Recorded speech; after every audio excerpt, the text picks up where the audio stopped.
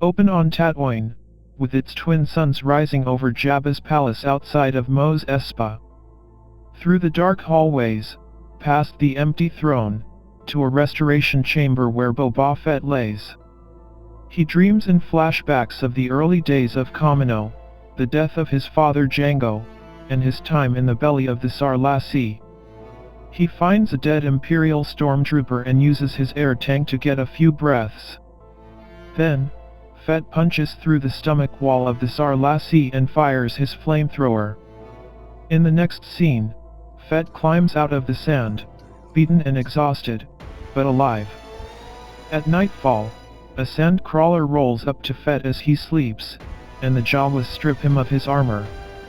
Although he wakes, he is too weak to stop them, and they knock him out cold. The next morning, a group of Tusken Raiders approaches Fett's body and ties him up before waking him. They tie him to the back of a bantha and continue, single file, as Fett trails behind. He eventually falls and is dragged on the sand to the camp. Fett wakes up and is beaten by the sand people while the chief watches. He wakes again at night to find a fire burning near him, while another character lies tied up. Fett notices a sleeping guard massive and makes an effort to escape. The creature approaches him and attacks, but Fett can knock it out and use its sharp teeth to cut himself loose. As a raider attacks Fett, he is easily overpowered by Fett and cowers in fear as his weapon is taken. Fett runs, and the creature wakes up to give chase.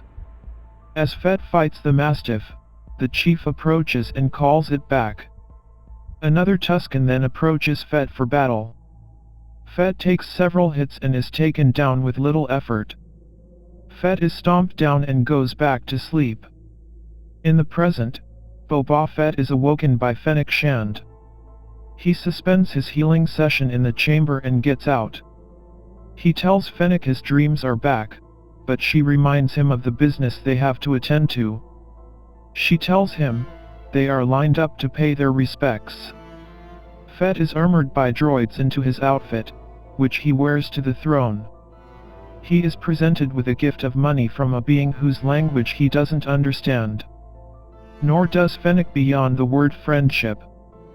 Fett comments that they need a protocol droid. They are presented with a former employee of Fett's Doc Strassi, leader of the Trandoshan family. Strassi greets Fett by his title, Daimyo. They are then greeted by the Mos Espa mayor's major domo, much to Fennec's chagrin.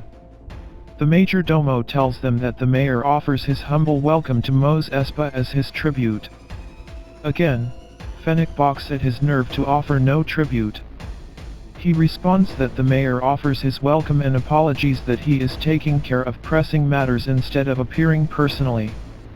Before being dismissed, he asks Fett about the matter of tribute, indicating that the mayor expects to be paid.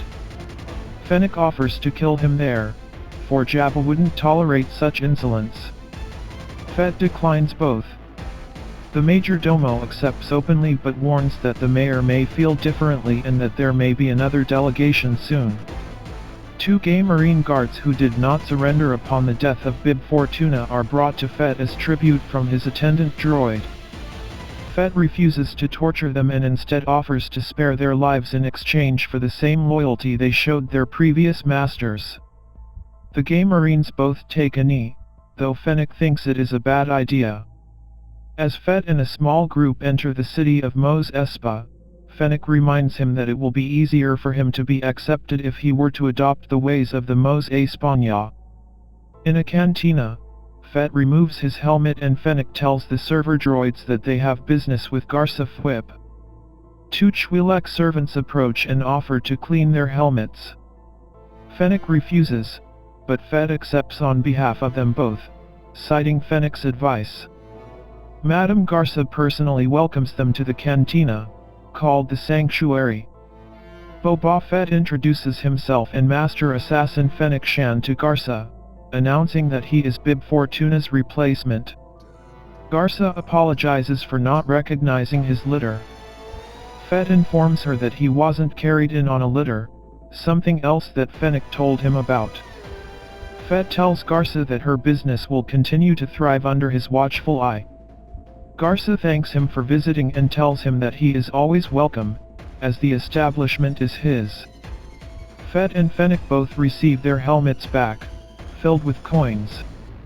On their way out, Fett comments on Jabba's many vassals and how much ground they need to cover to keep his empire intact. He talks about his intentions to rule with respect rather than fear, as Fennec tells him that fear is a sure bet in difficult times.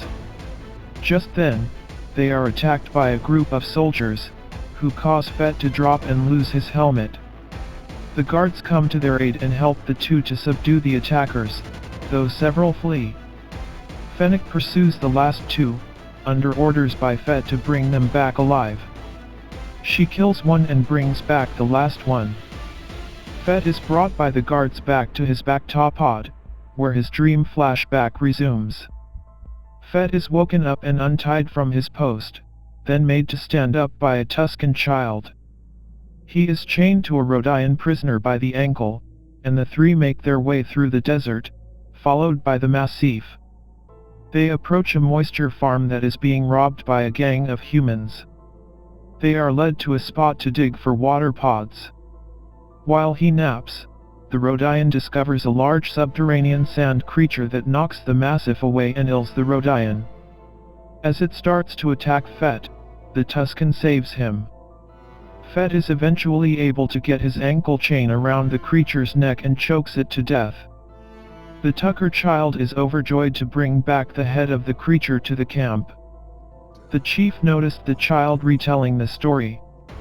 As the tribe gathers around the youngling, the chief offers Fett a drink from his pot. Fett proudly drinks from it, understanding that he is now accepted by the Tuskens.